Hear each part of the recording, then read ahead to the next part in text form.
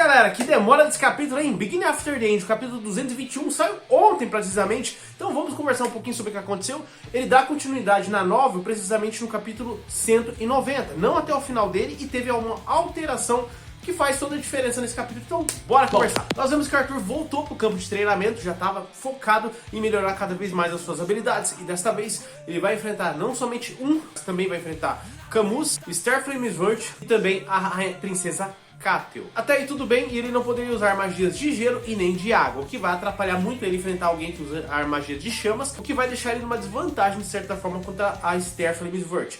Tudo bem até aí. Ele imbui o corpo dele com magia de vento e vai pra cima da Esther, atacando um combate corpo a corpo. Quando a Esther percebe isso, ela já pensa, corpo a corpo você não vai ganhar de mim não. E consegue se desvencilhar dele.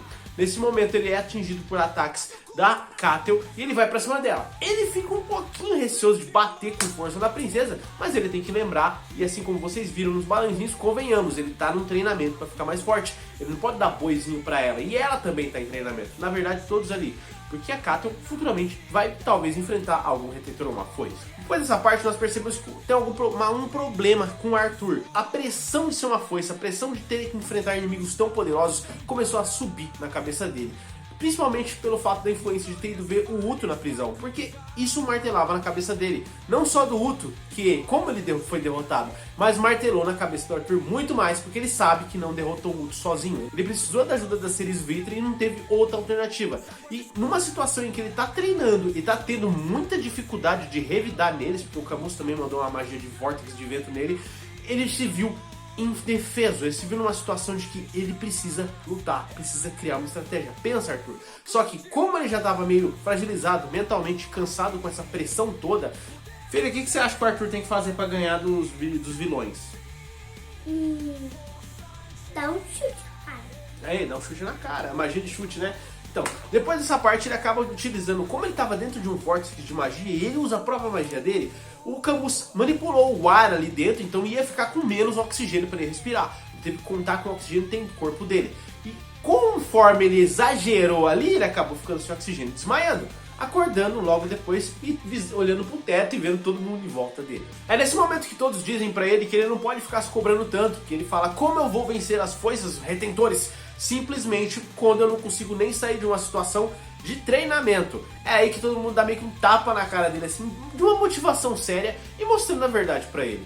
É uma guerra, é um continente inteiro contra outro continente e o Arthur tá meio que se puxando toda a pressão pra ele. Na verdade, se você for ver, desde que ele chegou em Decatlin, ele sempre puxou isso pra si mesmo. A pressão de querer ser sempre mais forte, a sede de poder para proteger seus pais, a Tessia e seus amigos. E ele simplesmente não vê que ele está com outras pessoas para ajudar nesse momento. Talvez seja pelo fato de ter enfrentado foices, vivido com uma linha tênua entre a vida e a morte. Ele realmente puxa isso pra ele e diz que por ele ter uma vida passada, experiência de ser um rei Grey, ele acredita que precisava lutar a rigor, lutar na mesma medida. Só que ele não tá conseguindo isso e é o que eles explicam pra ele. Levantando com raiva, ele simplesmente joga na cara deles que eles nunca enfrentaram uma foice, uma redentor, para simplesmente dizer alguma coisa. Vira as costas e vai embora. E o Camus disse que depois precisam ir lá conversar com ele. Eu acredito que se o Camus for lá e conversar um pouco com ele sobre isso, se não mudar nada dessa história, vai fazer uma coisa inédita, aí vai ser legal. É mesmo, é? Por quê? Eles vão colocar aquela parte, o Camus conversa com o Arthur sobre o passado dele e explica que ele é cego. Explica que ele é cego, galera. O Camus, pra quem não sabe, ele realmente é cego. Por isso que ele deixa o cabelo na frente do olho dele.